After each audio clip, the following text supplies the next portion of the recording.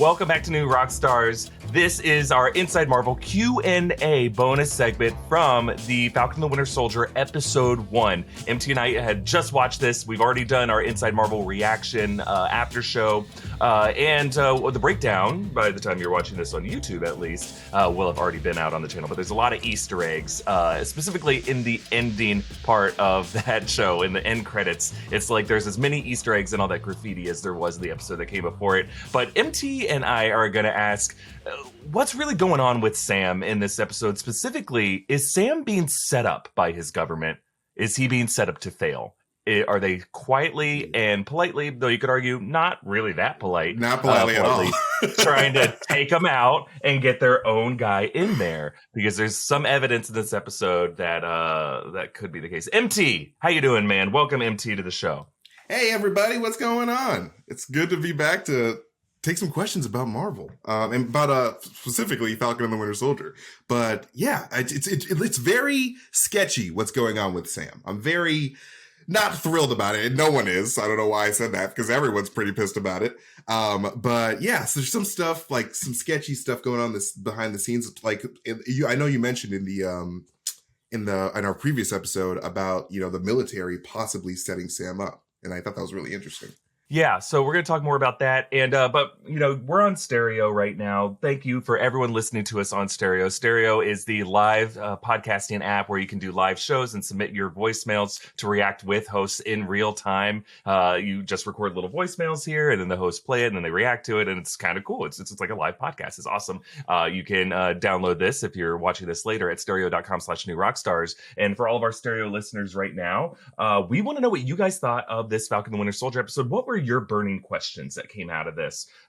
Stuff maybe that we didn't address in Inside Marvel, you know, other burning questions, other weird things you noticed. And if you have some thoughts on whether or not Sam might be being set up, do you think Torres is in on it? Do you think he's just he's in the blind as well? What do you think this whole Batroc mission was at the beginning of the episode? We want to hear from you, so go ahead and drop those voicemails in there. We'll be addressing them in this Q&A throughout this episode. So MT, but while we wait for some questions to come in, I want to know from you, what do you think the whole point of, you know, Batroc's mission of kidnapping this Vassant guy was? Was it just like an opening mission that they do in action movies and we aren't meant to really question the specifics of it? Or was there some greater purpose to Batroc taking this guy and Sam being the guy sent on this mission? That is an excellent question. And the answer is, I don't particularly know at this point, but it is a very interesting thing going on, because Batroc seemed to really want this target. He was really obsessed with getting this man, to the fact that he was just jumping from helicopter to helicopter in the most insane and fun air sequence, I feel like, in the MCU. Personally, I was a big fan of that sequence. But I definitely do think that this Batroc thing that they're setting up is going to be significant down the road. We just don't know exactly in what way. Let's go ahead and reach toward it, though, because here's my thinking. I'm wondering if Batroc didn't really give a shit about Vassant, that Batroc was being paid off. Just because the last time we saw Batroc in the MCU, Captain America the Winter Soldier, he captured with his, like, pirate militants this ship, the Lemurian Star, and Sitwell was on this ship. And Cap and Natasha were deployed to rescue it, you know, Captain Phillips style. And when that movie's story unfolded, you find out that Nick Fury actually set up all of that. He paid Batroc to do that. He wanted that ship. He wanted intel from it. That guy's got spies everywhere, you know, and that's kind of his whole MO. And that's part of the reason why it was so hard to know who to trust in that movie. The first act of that movie, we're like, wait, is Nick Fury going to be the villain of this story? Is he going to set up Cap to fail, you know? And then as things go on, you realize his whole spy network was his own undoing. And I think, so that's the rule for Batroc so far in the MCU. He's not just a general baddie. He is someone who's really good at helping governments pull tricks on their own Avengers, just to kind of test to see their loyalty and to help them get like raw information that they wouldn't be able to get from these noble Avengers. So, you know, that's where, how did Batroc get out of imprisonment? You know, these people, Zemo, Batroc, they were locked up. how do they, it's so the fact that Batroc's back just tells me like, is the government trying to pull some shit again? Is Sam, the fact that like, he's so defensive against Torres messing with his drone Redwing because he says ops keep screwing with it so it gets glitchy. Like there's enough here to make it seem like Sam should be afraid by what his military allies that RHODEY kind of signaled to him, hey, you can't trust allies these days. I think Sam's being set up to fall out of the sky, RHODEY style. And who knows that better than RHODEY? Yeah, I mean, with his experience with Riley and all that stuff, he's definitely got some. Sam, I'm talking about RHODEY when he, boom, looking for this. Oh, RHODEY falling. Yeah. RHODEY definitely he took a tumble in Civil War, unfortunately because of Vision. But no, for sure, like that definitely that military type deal with his pack, like that's really interesting for me because like why are they messing with it? Like why does it constantly keep getting messed up? And with Batroc, I mean, what you said was perfectly like rational and possible because Batroc could be working for somebody else, another actor to to hurt Sam, to get Sam out of the picture so that he is no longer a candidate for the Shield, possibly. So that's a good line of thinking. I like that. I mean, if this is a total conspiracy, as I've said, and look, I'm going to fully say right now, I've barked up wrong trees plenty of times before. As we saw me too. I'm the captain of barking up wrong trees. Trust me. Yeah. So this, there's plenty of signs here where it just could be the writers being like, no, the reason this is unexplained is because it's not worth paying attention to. Totally possible. We just know that by the end of this episode, Sam's own government doesn't care about him and wants him to give up that shield. That same government official is like, oh, thank you, Mr. Wilson. You did the right thing handing this in to us. And then it's like the cops being like, thank you for turning in this heroin. And then as soon as you turn your back there, shoot up that heroin. It's like, you sons of bitches. What? This belongs in a museum. Heroin belongs in a museum. My analogies totally got crossed up there. Put that heroin in the Smithsonian. Yeah. The fact that they bring in Wyatt Russell Cap, John Walker Cap at the end, it's like it's clear that they're trying to do this sneaky thing of bringing their own people that they can control better to be the Avengers. And Sam is one of these people. I think they're not fully gotten over the mistrust from the fact that they wouldn't sign the Sokovia Accords. And we saw the Sokovia Accords in the exhibit. It's kind of like, well, they're still in effect. And we know Bucky got a pardon, but on the condition of meeting with his therapist every week. What was Sam's condition? Does he kind of have to do these military gigs as a condition of his pardon? But I kind of want to know is if there is a big bad, if there is like someone who's orchestrating this conspiracy from the top, that government official, he's not even given a name or a title in the credits. It just says government official. I think it was Zach, off-screen Zach said he looks like Ben Bernanke, the Fed chairman, the former Fed chairman. And so it's like, it's so funny that the guy who controls the financial markets of this country is the one in charge of the shield.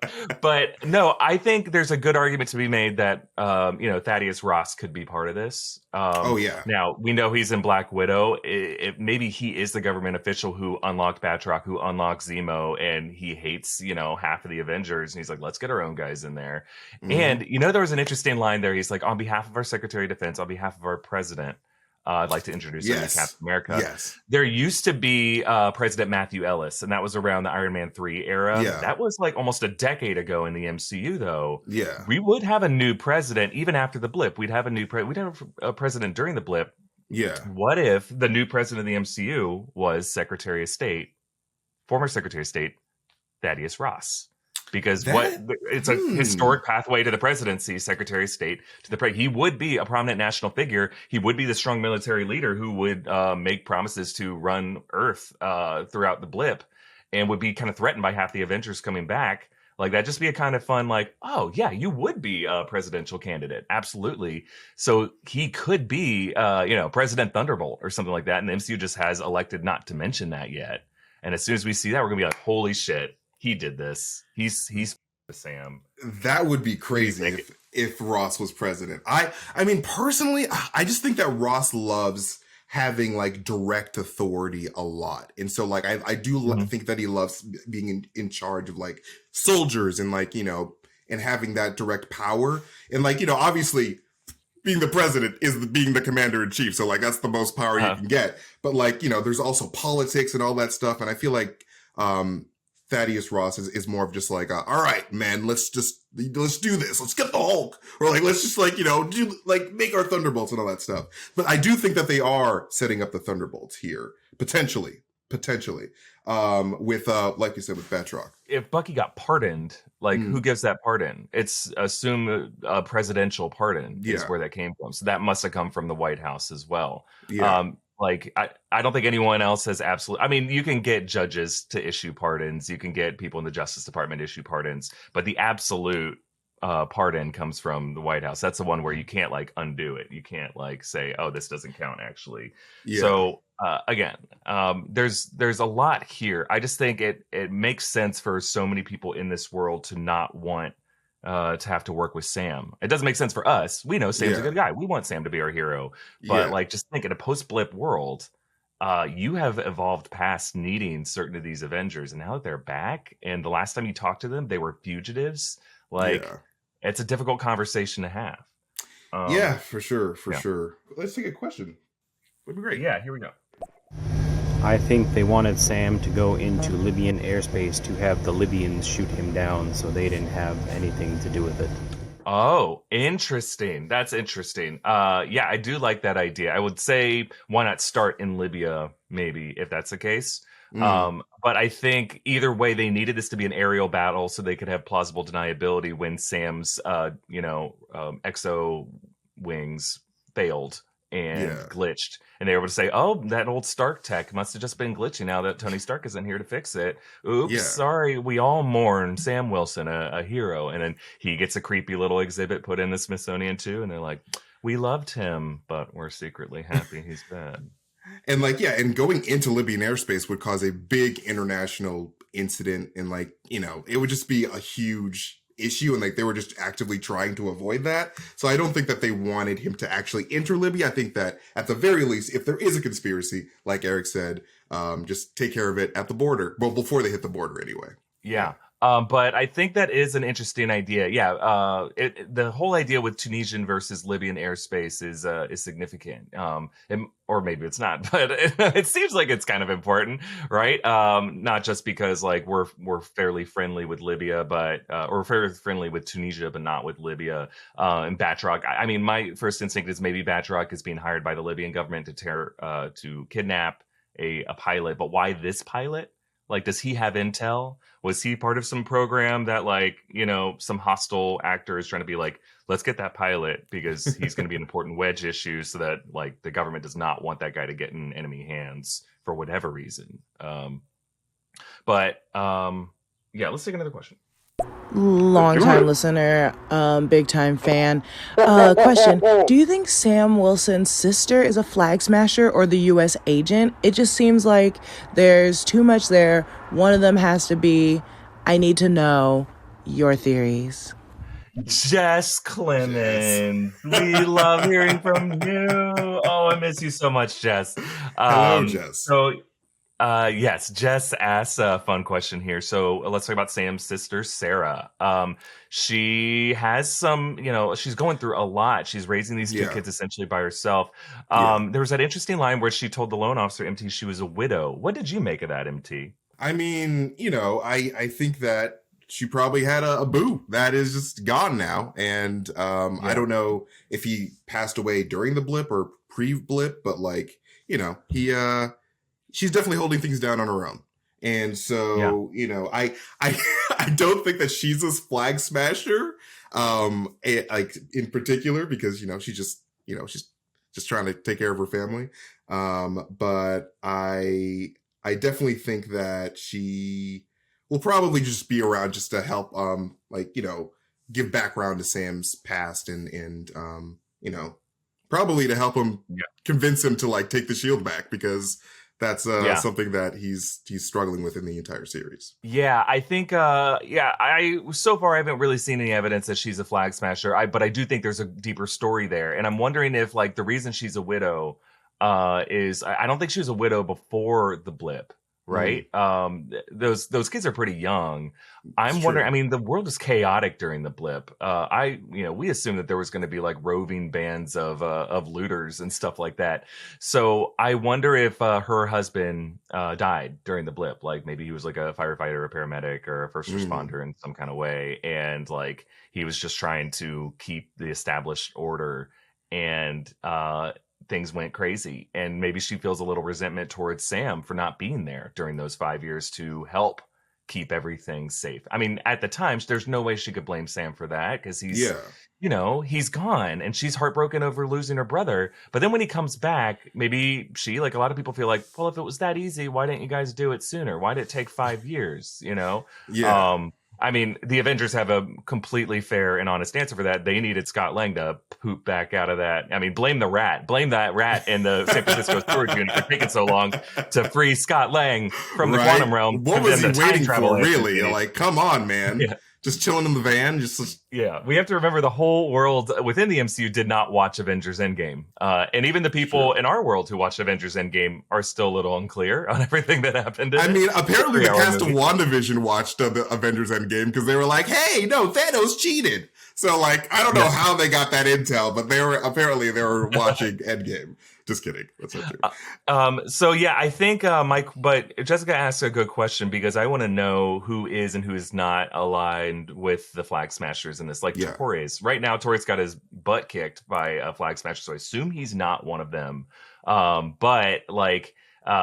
maybe he's not one of them yet. Maybe he's about to get inducted into the Flag Smashers. But if we assume all the Flag Smashers are the product of like some kind of enhancement testing, whether that's like Carl Malice, the power broker, as we were kind of talking about in Inside Marvel, and we did get that Easter egg in the credits sequence of the power brokers watching. I'm wondering if there's this whole alternate history within the world that we haven't seen. It's been erased by government redaction and everything. But there was that other Easter egg that we spotted a little bit later, that test subject form, and then Carl Lumley's face was there. So like they might be doing the Isaiah Bradley story, and maybe he was part of a secret initiative that was there to enhance people, and it didn't really work out. And then the Flag Smashers kind of evolved out of that. They're like the Gen 3 test subjects, and then they're like, you know what, the one time our people were not cruelly weaponized was when there was no government to weaponize us. We were in the blip, we were free finally, and wasn't the world kind of weirdly better? There were whales in the Hudson. Let's live in this world. Right, there's more fish in the sea for Sam's sister to, fish if she wants to in the pier.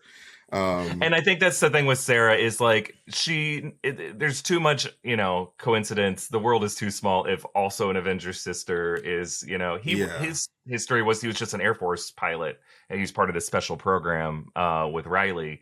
So for her to also be someone who was connected to the Flag Smashers, I'm not sure. Yeah. I would think you hit the nail on the head here. I think that she's just there just to be just a regular person. And I think there's value in just like the regular people of the MCU. And I think that's really great about these Disney Plus series. Like with WandaVision, like we got to literally hang out with just regular people for a bit and just to see how these superheroes and like their world affects regular people. So like I really like regular people like Vision, White Vision, Agatha Harkness.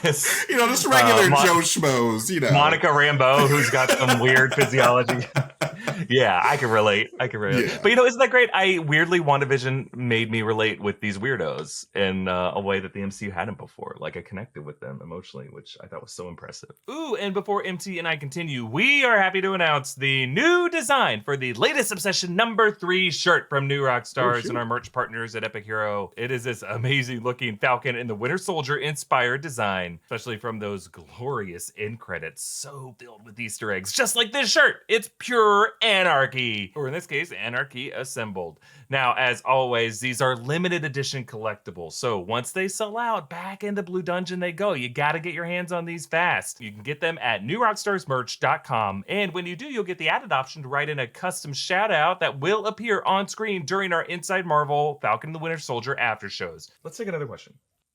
My question is why did Sam give the shield back to the government? I mean, Captain specifically gave it to him and Uh-huh. told him it was his. So I really don't understand why he gave it back. Yeah. The answer Sam gave us or gave to Rhodey was that he felt like it wasn't his, and they kind of took that exact line from Endgame. But I love how they gave that line a new meaning just by taking away Alan Silvestri's music and putting in a Henry Jackman score. And Henry Jackman just gives this kind of dark undertone to it, where it's like, no, this is meant to be a doubtful line, an uncertain line, a burden. And so I think from Sam's point of view, I'm not in his head, but I would imagine like he feels really uncomfortable anyone carrying that shield after Steve Rogers. It should be buried with Steve Rogers. And essentially, since we don't have a body to bury right now, the closest thing they have is this, metaphorical tomb of the Smithsonian exhibit. So that's why he's so outraged at the end. He's like Indiana Jones, that belongs in a museum. I don't think he thinks no one should harness this power right now. And I think there's also something that they alluded to. So far, it's just in small doses. He feels an inherent discomfort with wearing the stars and stripes. And I think he mentioned this line to Torres, like, look, when something gets better for one people, it gets worse for others. And when he sees what his sister's going through, I think that kind of reinforces this whole idea of legacy. It's like he thinks that, he should be able to just put these things aside and he can go back and just look at them and he can respect the fact that they're just stationary. But he's now realizing, oh, that's not how the world works. The world loves to loot and take and steal the spoils of war and reuse and repurpose stuff for their own goals. And if you want a legacy, you can't just set it in stone. You got to fight for it. You got to keep working to keep it in the right hands. And that's the struggle. But what do you think? I've been talking too long. Sorry, MT. No, you're fantastic. No, that was really good stuff. I really liked it. That was really profound. It really touched me on the inside. Just kidding. No, but no, I think that like this is such a huge, like this shield has been around since World War II. And so like in Captain America is this like huge, like almost like God type figure that has just come up. Like he's back in like 2012 he came back and he's like, hey, I'm back from World War II.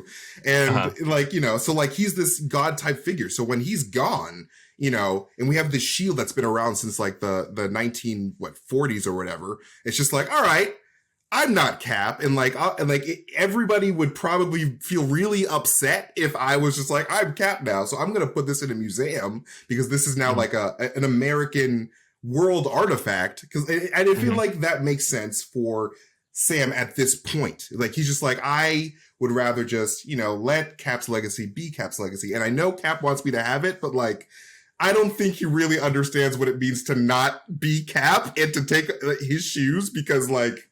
It's a lot. It's a big, huge responsibility. So I don't blame Sam for giving up the shield. I blame those mother freakers who tricked him and gave the shield to the freaking Matthew Morrison Cap. It's Wyatt Russell, but I just love how you call him that because he looks like him. He looks just like Matthew Morrison, and people have been making the joke that he looks like the old man from Up, which is spot on. Literally perfect. I love all of you guys for that. But no, I definitely do think that this Sam, and from my point of view anyway, he just probably just didn't take it because it was just really big shoes to fill. And it's like, I would rather just, leave that for history. Agreed. Yeah, I think that's a good point, MT. And I think the design of that shield is a target. Like it's a bullseye target. And I think Sam sees that as a burden that he has to carry around. As soon as Cap walks around with that shield, he's literally got a target on his back the way he wears it. And I don't think Sam is eager to carry that target around. He's got enough of a target as an Avenger, and I think he likes the gear he's got. He just doesn't want anyone else to have it. And that's a hard thing to do with legacy. It's kind of like, my dad was in the Navy for 31 years, and the day he retired at his whole retirement change command, he had this line where he said there's like 10 two-letter words that he tries to keep in mind for all of his decisions. He says, if it is to be, it is up to me. And that's always stuck. I love that. I love that so much. And I think that's what Sam is realizing now. It's like, great, fine, I'll do it myself. That's how Sam is put it.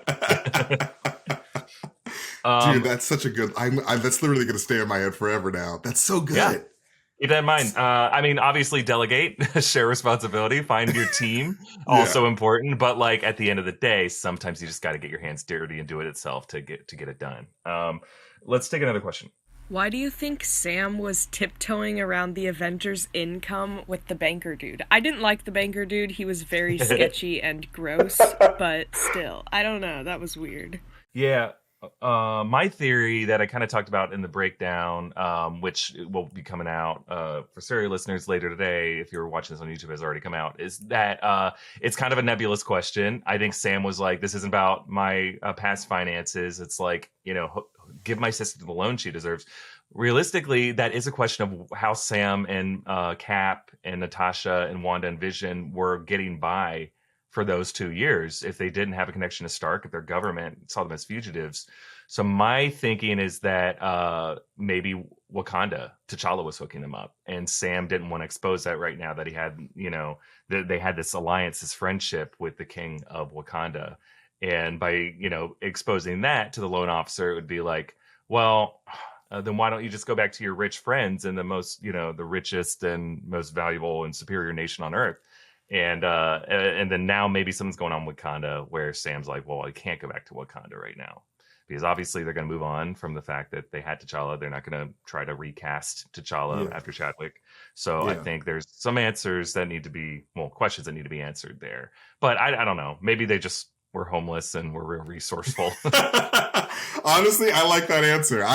That's a pretty good answer. I'm going to take that answer as my own answer because honestly, T'Challa would hook him up. He would hook him up because he just wouldn't be like, all right, you guys suffer. Like, no, this dude is like loaded. He's one of the most loaded men in the world. I think probably the most loaded man. We did a big question on that, like who's the richest? And I think Thor, because he has all the riches of Asgard, might be richer, but T'Challa is right up there because I think the value of vibranium is like 10,000 an ounce or something like that. It's insane. So imagine they have a Mount Manga, that stuff. He's a rich dude. Yeah, he's got a whole lot of that good rock. Yeah. Like that's made it sound like I was drunk. Good rock. That's an AC/DC lyric. Yeah. So throughout the first episode, they were telling Falcon and the Winter Soldier story separately. So they have to connect them at some point. How do you think they're going to do it? Ooh, that's a good question. Thinking, that's a great question. What's your theory? Let me think about this. I think that it's probably Zemo, because Zemo is on Bucky's list of people to make amends with or whatever and do his whole thing. So like, and Zemo, as we've seen from previous trailers, has some type of connection with Carly Morgenthau. Because he was he was seen talking to her and like a group of like youngish people inside the church. Yeah. And so So maybe like she has known Zemo in the past and she was radicalized by Zemo and, hooked up with, this power broker. This is all just theories, by the way. Got her powers and then like started smashing because it's like, hey, Zemo taught me how to say like flags and stuff. So yeah. But I think that Zemo will probably be that link, but who knows? Yeah, I think so. And I think Bucky's list will be what leads to Zemo, because we know Zemo's on that list. He was like the third or fourth name down. And I think that will lead him to Zemo, and Zemo's going to give him an interesting pitch for what goes next. Now, it looks like Bucky and Falcon are fighting the Flag Smashers, so I don't think they're going to like join up with them at first or ever. But yeah, I think that's making amends was, I just love how this making amends could mean like apologizing to people, but it also just means killing people still, or like getting people arrested or canceled or whatever it is. So it's just like, wait, this name, do I need to kill them or apologize? I'm not sure. Oh, wow. I think at the very least he needs to tell them, hey, listen, I know you knew me as a Winter Soldier, but I'm just Bucky now. Just don't hit me up on Facebook as the Winter Soldier, because that's not me anymore. I also find it interesting that like in the trailer you see Bucky and Sam kind of hanging out at Sam's home at his at this Louisiana home, and I think and they also have the shield. So do they fight Wyatt Russell's character to get that shield back? Is Jessica right? And that the shield he has is just a prop that's not the real one? But if so, would they have to go back to the Smithsonian to steal it? Like, something's going to happen where that shield's going to get, fumbled and repossessed. And a lot of different people are going to have it in this show. Maybe they feel like Wyatt Russell doesn't deserve it, so they steal it. And then from there forward, he uses a prop. But they're like, we need to protect this shield like a baby. And then it's like an adorable, like, the shield is their baby, and then they're like, the shield won't stop crying at night. Well, it's your turn. It's your turn to feed him, Bucky. And he's like, it's your turn to rock the shield, all right? I'm going to sleep. Yeah. Rock the shield! But that is a good point because the shield is at, like you said, at Sarah's place with Sam and all them. I think that shot is probably somewhere towards the end of the series, where Sam does get the shield back, and like his nephews are like, "Oh snap! My uncle's Captain America now," which is I definitely feel like that's the case there. But yeah, I think that shield might actually be a fake shield that Russell's character has, because why? Like no one, like when Captain America is doing his captaining, no one sees it. He does it off somewhere else, and then like he's like, all right, now I'm back. So like that shield that he has doesn't have to be real. It just has to look like Captain America's shield, and then they can just store it somewhere else. So like I think that's a good point. I think that's really good. Yeah. Let's take another question.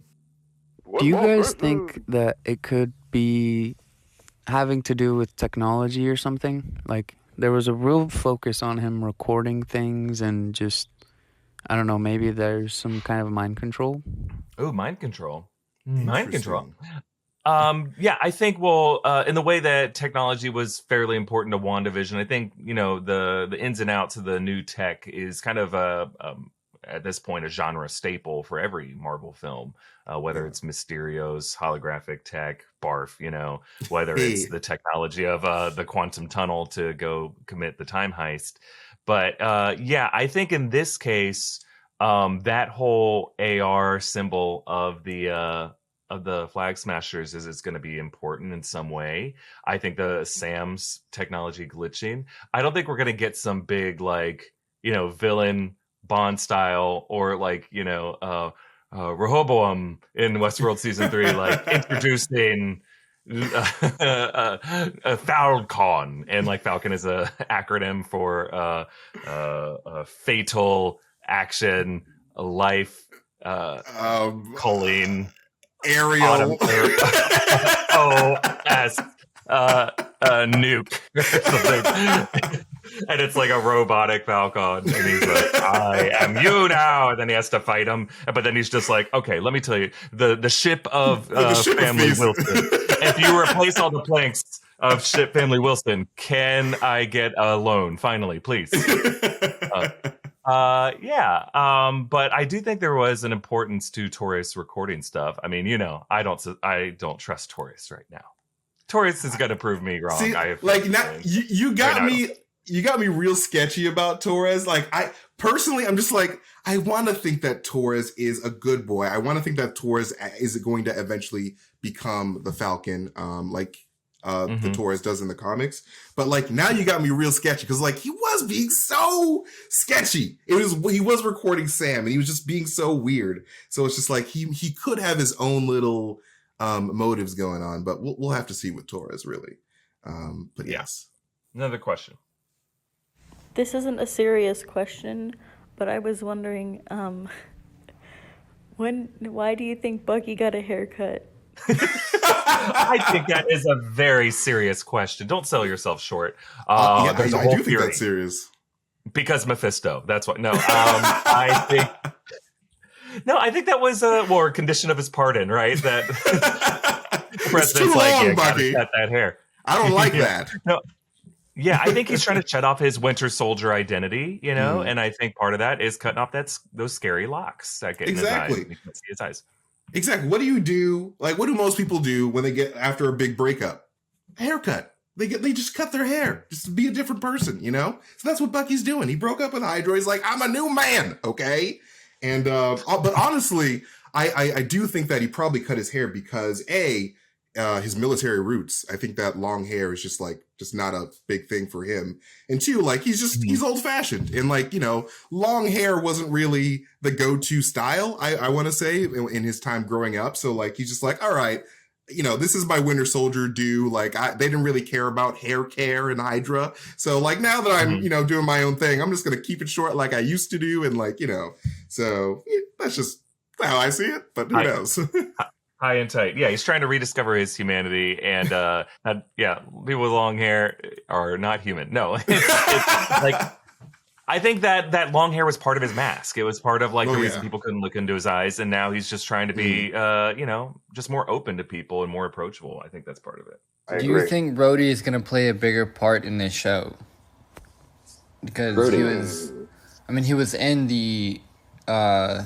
He was at the conference, so maybe he can play a bigger role in the show. I'm not sure. What do you guys think? Yeah, he said, "I'll be in touch," which could mean a lot of things. It's like, I'll be in touch 3 movies from now. But I think I have a feeling that he might show up once more in the show. And like maybe at the end to kind of set up where things are going next. But it wouldn't surprise me if we didn't see RHODY be on this for most of the show. I think part of that was to bring in Don Cheadle, a familiar face, so that a familiar Avenger could ask him, why did you give up the shield? And only if like some other familiar face Avenger could be there to talk to him, would we kind of accept an answer for that. I think it's also, as we see, you know, with this series, it's going to address race. And I think there's going to be something there with RHODY getting Sam's discomfort with representing or fighting for his country under the Stars and Stripes in this way, just being exploited as going on solo missions that look like suicide missions. I think that's going to be important. Oh yeah, no, for sure. I think that like RHODY's, the reason why Marvel put RHODY in that show specifically, and you hit the nail right on the head, is because of the race issue. And like, you know, Bucky's just straight up like, why didn't you take the mantle? Like that would mean a lot to a lot of people like us, you know, like we were really expecting you to do this. And so like, please explain to me why you didn't take this. And so, you know, like, and I do believe that RHODY could show up at least one more time, but like, I think that this is Falcon and, the Winter Soldier show, and they don't want any other Avengers to overshadow that. So, I mean, we could see him pop up again just to be like, hey, you know, here's some help or whatever. But like, you know, I think that they try to keep it as, you know, focused on the characters as possible.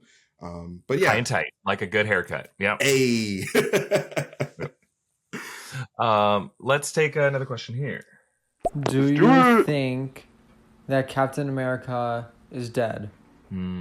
That's a good one. That's a really good question. I mean, yeah, I talked about that a bit in Inside Marvel, and also in the Rogue Theory episode. Everyone go watch that Rogue Theory episode. It's really good. A lot of great theories for where old Cap could be in the MCU now. It's hard to tell, because you could imagine when Sam's like, oh, I'm not going to say if he's on the moon or not. That could just be a wink, and then later he'll go see this quiet grave somewhere in Brooklyn where it's just old man Cap's grave, and he's like, I told them you were on the moon, Jenny. No. But yeah, I don't think we're gonna see Chris Evans in this show. We may get a hint that like this old man is working with Nick Fury up on a space station. I think that'd be kind of crazy, but I don't think it's hard. I keep going back and forth on this. What do you think, MT? I honestly think Cap is not dead. I feel like if he is dead, then they would have concretely said it or been like, yeah, he's dead. But they kept saying gone. And I feel like something as big as announcing that Cap is dead, there would be a lot more Avengers there. It wouldn't be just RHODY at that thing. And like, you know, it would be a bigger deal, I feel. I mean, this is just my assumption anyway.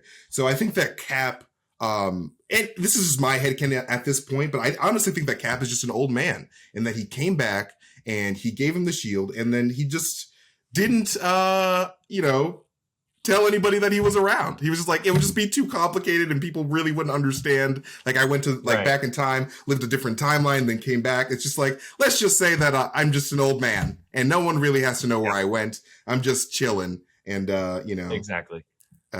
Eating pudding and all that stuff. And I don't know what old people do, but probably a lot of pudding. I'm assuming. Yeah. So either, so I see we've kind of come at three possible answers for where is old Cap. Either, as MT said, he's just in retirement and enjoying like his life. But I would say he also already kind of lived his life with Peggy Carter. So his, the life that he wanted is there. So what's beyond that? It's kind of like the question that a lot of widowers face of like, well, I'm still around. So what's next for me? Don't retire, reload, my friend. Go find another adventure out there. We all saw Up. We all cried when Ellie said, now go find an adventure of your own. It's like, that's right. Just because you're old doesn't mean your life has to end. Go find something out there for you. A new battle, a new mission. But so there's either that, or he is dead. And the reason Sam kind of punted on that question was a coy thing saying, we're going to give you an answer. And what happened is going to be a very heartfelt, like sweet, grave headstone conversation. So that's a second answer. The third answer is something crazy. And old man Cap is in space, or he went back to his home timeline. The answer is going to be in the multiverse. The answer is going to be up on the Sword space station or the Peak. I don't know if that is part of the Sword space station. That's just where all the scrolls are. Cap could be consulting in the Kree versus Skrull war, and he's like, I found Kree sleeper cells over here. Let's deploy. Geronimo. Bang, bang, bang, bang. It's one of those three. I would say it's probably one of the first two. I don't want to go down that rabbit hole yet. My heart of heart hopes it's the third option. That'd be pretty dope if it was the third option, honestly. We have time for a couple more questions. I'm wondering, do you think Bucky's friend in Brooklyn, YURI, whose son he killed while being brainwashed, was an old friend of his back in the 1940s? I like that idea. Interesting. The hard thing about it is that Yuri's son, who was killed on that Winter Soldier mission, seemed like it was an accident. That guy wasn't supposed to be there. He was supposed to go out drinking with his friends. Winter Soldier didn't expect to be seen by a witness, and he took out the witness, as was his prerogative every time he was on a mission. So the fact that guy would just happen to be an old friend's son as well, kind of a little too coincidental, I would say. Yeah. Also in the 1940s, America was at war with Japan. I don't know if a U.S. Army soldier would be best buds with like a Japanese person at that time, because back in those days, America was very, very suspicious. We put Japanese people who were not enemy combatants, we put them in internment camps. Yeah, that wasn't so great. I don't know if Bucky, a soldier fighting on the, in Europe at the time, would be like, oh, I have this Japanese friend who I'm gonna, not who I'm not going to act towards the way the rest of my country is acting towards Japanese people at the time. Yeah, I think that like him knowing them having that history would probably cheapen the impact of what's going on there, because Bucky feels insanely guilty for killing this man's son, and so he's sort of like not replacing his son, but like spending time with this guy's father. Because he just feels super guilty for about what he did. So I feel like if they did know each other, then like this guy would know a lot about Bucky's past, and like and would understand that like, all right, this man is does he know that he's an Avenger? I mean, I would hope so, but I don't know. I think they're just friends. I don't know. Well, he cut his hair. So how could he possibly That's know true. that he was an Avenger? Who knows? But like, I definitely don't think that they know each other. That would be too much of a coincidence. I think if Mr. Nakajima does know he's an Avenger, I don't think Mr. Nakajima cares. I think it's just like, oh, here's this young man who for some reason wants to spend time with me, and I'm grateful for that. And I'm going to try to hook him up on dates with people. And it's just kind of a sweet friendship. Yeah, that's a great wingman. I love that reveal. Yeah, he's a good wingman, right? He would like to ask you out on a date. Play some Pinochle. Right. I think we have time for maybe one more question. Just wondering, why do you think that Bucky didn't answer Sam's text? That's a good question. Didn't it remind you of like Civil War, how Tony and Cap like had these old school flip phones, and then they just wouldn't respond to each other? Like, sort of in a way. Yeah.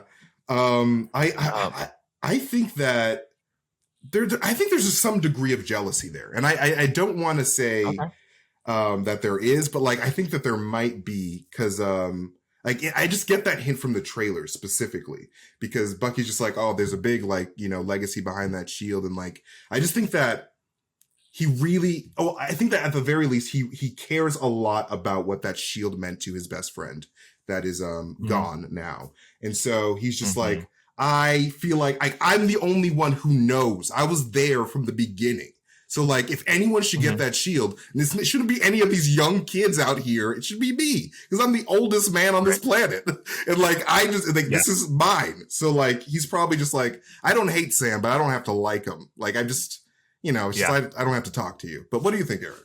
Oh, I think it harkens back to the fact that Sam is a veterans counselor. I think the text that Sam was sending to him, it's like, look, if you ever want to talk, I have some training in this, I have some experience in this. You've been through so much. If you ever just need somebody to talk through it with, and then Bucky, like, he's resisting his therapist right now. He's like, no, I don't want to revisit this stuff. Like, he's trying to block it out, but then he's finding with his nightmares, he can't completely ignore it and move on. He's got to work through it. And that's the nature of trauma. You have to, you can't bury it, because it's gonna crawl out of that grave at the worst possible time, or while you sleep, and you're gonna get insomnia, and that's gonna hurt you another way. So I think that's what Sam's been trying to help with. And also, there's kind of a love-hate relationship between these two in general. I really love that connection. I didn't even think about that he was a counselor in Winter Soldier. So that he would 100% do that too. That's so right. You're so true. Yeah. Well, we are going to wrap it up there. Obviously, there's a lot more questions. We're so excited to answer with the Falcon and the Winter Soldier going forward next week. And this show's such a fun start. I love both these characters. I love the world that they're building in this show, and I can't wait to see how the show kind of addresses some of these questions and unfold its narrative. But yeah, be sure to watch our breakdown once it comes out, or if it's already out. Go watch Inside Marvel. We have a fascinating conversation there. A way you can support this channel. We have a new Latest Obsession shirt, or Latest Obsession number 3. It's called Anarchy Assembled. The design of this shirt is awesome. It's inspired by the beautiful closing credits of this show and all the kind of creepy Easter eggs and conspiracies that are on that graffiti wall. So yeah, we have this new design, and it's Falcon Winter Soldier inspired. It's a great way to support us. And when you get your hands on it, it's a collectible item. So it's going to be numbered, and we only have a certain number of them. So back in the Blue Dungeon they'll go, and you can write in a custom shout out that will appear in next week's episode of Inside Marvel beneath me and MT. That's like an added thing you can do if you choose to. But yeah, we want to thank all of you for all your great questions. We want to thank our listeners on Stereo for sticking with us. We loved hearing from you guys. If you're watching this on another platform later, you can get Stereo and listen and react to us live in real time on the Stereo app, stereo.com/New Rockstars. And we have it seems like 4 shows a week now where we're doing this. It's a great way that we've been able to interact with you guys. So it's really cool app, and it's free. So check that out. Be sure to follow MT at Mastertainment on Instagram and Twitter. MT posts the best Instagram stories ever. I try to. I just like to post things to make people laugh. It's just it's fun. It's cool. It works. Yeah, me and Kelly will just be like, oh, MT has a whole bunch of new stories now. We're just like, oh my God. It's so freaking funny. So yeah, follow MT, follow me at EA Voss, follow New Rockstars at New Rockstars everywhere. Be sure to subscribe to the channel if you aren't already, and we will see you guys next week. Bye-bye. Take it easy.